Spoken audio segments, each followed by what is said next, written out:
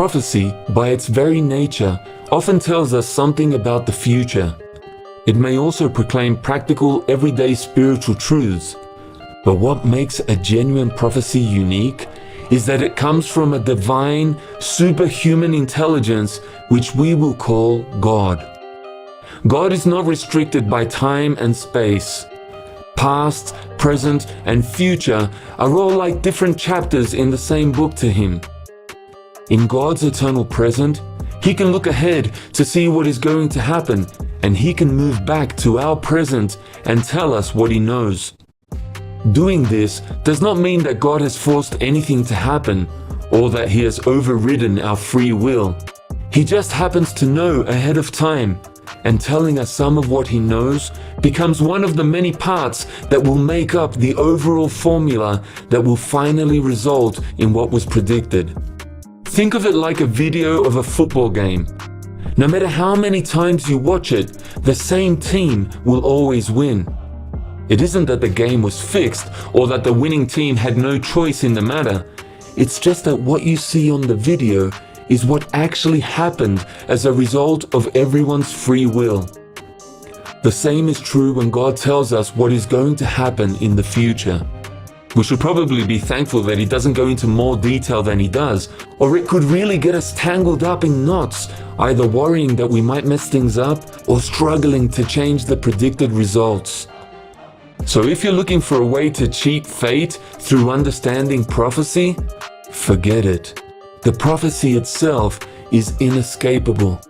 After a period of struggling against it, each person must eventually come to the realization that what has been prophesied will, indeed, happen, no matter what choices they as individuals make.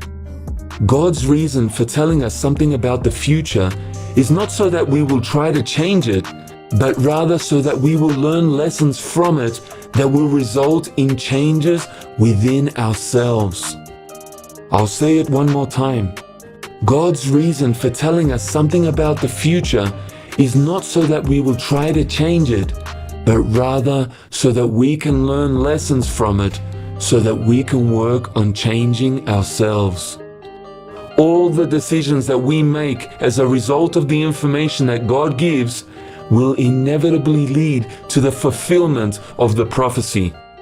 The only thing that we are yet to discover is whose side we are going to be on when the prophecies come to pass. In one of the Back to the Future movies, a character finds a book listing the winners of various sports events, and he pockets it with the hope of being able to take it back to the present, where he will then use the information in it to make big bets on those same events. Unfortunately, in one way or another, that is how most so-called believers approach Bible prophecy. But it simply won't work. It isn't as though we've stumbled on God's personal diary without Him knowing about it, so that now we can outsmart Him by being there when wealth is to be distributed and not being there when punishments are to be handed out. In the John Cleese movie Time Bandits, some fallen angels steal a map of the universe which shows some glitches in the time-space continuum, and they decide to capitalize on these little holes from one age into another by becoming robbers. They use the time warps as foolproof getaways. But what they don't know is that the Creator Himself has set them up so that they will lead him to the glitches and enable him to make the necessary corrections. This is an important lesson, and one that needs to be made clear right from the start. You are only deceiving yourself if you think that you can use what you learn from the prophecies for selfish gain. No matter what you do, you will still end up playing into God's hand. Now, God does occasionally use His knowledge of the future to prepare people in advance for disasters. He did that when He prepared Noah for the flood. He told Noah it was coming, and then He gave him instructions on how to avoid it. But remember that He did it because He chose to do it, and because He believed that Noah was the right person to trust with the information. Noah didn't study God to nut out a way to escape the flood. It took supernatural assistance from God for Noah to learn that the flood was coming, and it took supernatural assistance from God for Noah to find a way to escape it. Noah had to stay in touch with God from start to finish to be saved. He couldn't just grab the disaster plan and run off with it to some secret hideout where he would devise his own scheme for salvation. If you're not willing to do it God's way, then you are just going to end up running around in circles, and it would be better for you to simply stop studying prophecy. God set it up that way, and there's no way around it. Of course, Noah wasn't the only one who was warned. You don't build a full-scale replica of the Titanic in your backyard without people asking a few questions about how you plan to launch it. So the general public more or less knew what was coming, and yet there was something missing in their spiritual makeup that blinded them to what was really needed to keep from being drowned. Some may have started swimming lessons. Others may have bought rowboats and kept them in their garage. But whatever they did, it didn't save them in the end. And this is how it works with any knowledge about the future. The only way to change your fate is to change your attitudes and to grow spiritually. Forget about prophecy for a moment and think about the future in general. If you do, you'll see just how useless knowledge of the future can be if people don't have the right attitude toward it. Consider this example. Nurses are one of the most informed groups of workers on the dangers of smoking, and yet the nursing profession in some countries has one of the highest incidences of cigarette smoking of all vocational groups. Simply knowing ahead of time that cigarette smoking will cause lung cancer does not appear to be enough to make these people stop smoking. A little knowledge can be dangerous. Sometimes those who know the most about the future assume they are so smart that they'll be able to escape the consequences at the last minute. And so they end up taking even greater risks than those who are less informed. Can you see the lesson here with regard to Bible prophecy? If you learn some things about the future through studying prophecy, it could end up making you more reckless than ever and prove to be more harmful than if you had stayed blissfully ignorant, unless you change your attitudes and internalize the overarching lessons. Now for another illustration. The one thing we all know with absolute certainty about the future is that we are going to die. But what have we done about it? Most of us prefer not to think about dying. We try to blot it out of our minds. When someone is seriously ill, we shunt them off to a hospital, out of sight and away from the real world. All references to death are pretty much hushed up or avoided in our everyday conversations. Apparently, what we know most certainly about the future, we would rather not know. Yet, if we had the opportunity to discover exactly what day and place and under exactly what circumstances we would eventually die, most of us would not be able to resist finding it out. We would want to know, but then we wouldn't know how to handle the information once we had it. If we did know the exact details of our death, we would almost certainly ruin the rest of our lives by trying to manipulate things so that we would not be in that place on that day, or at least not under those circumstances. This is definitely not the way we are supposed to act on knowledge of the future, and such an approach will not change the future anyway. How much better it would be if people would just accept that they are going to die and then do all they can to make each day count for good between now and when they go. Instead, we waste our time trying to put off or trying to escape facing something that we all know is inevitable. Now let's return to Bible prophecy. There is a growing number of people who have discovered what the Bible says about the world today. They know that a world government is coming which will eventually turn evil. There are now many YouTube channels and Facebook pages that talk about the coming New World Order and the implications of Bible prophecy.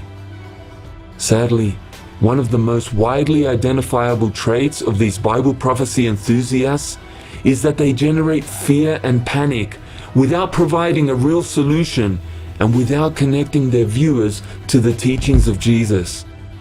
As a result, many of them, especially in the United States, focus on their personal right to possess guns.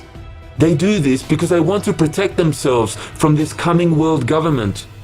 Their fear about what is coming has led them to think that they can stop it if they just stockpile enough firearms and build strong enough bunkers to resist the military forces of the New World Order.